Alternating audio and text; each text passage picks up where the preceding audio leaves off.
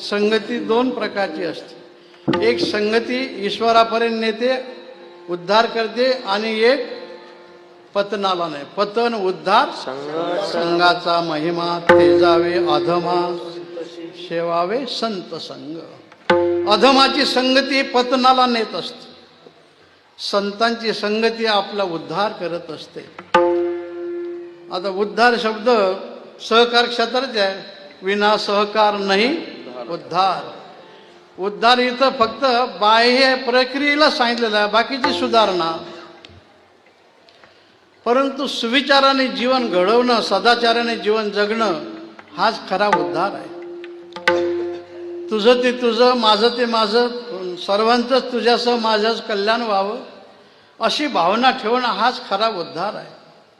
जन्म मरणाराचं येरझार चुकवणं तर हे आपण नेहमीच ऐकतो.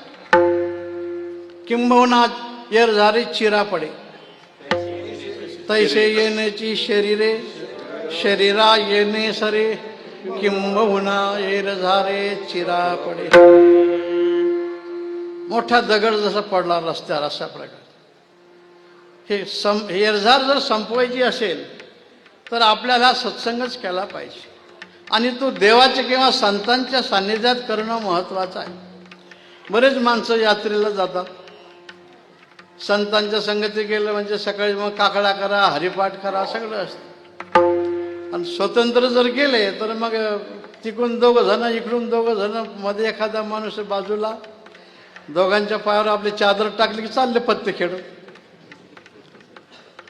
आणि मग तो राड म्हणतो, पंढरपूर आलं का? पंढरपूर. ज्याचे खिसे रिकामे झाले त्याच्या लक्षात येते आलं, पण बाकीच्याला कळतच नाही आलं ते. आपल्या आवडीने देवाकडे जाणं याच्यात आपला फायदा नाही. संतांनी सांगितलं त्या पथ्याने करणं, त्यांच्या सोबत जाण्यात आपला हा आनंद असतो.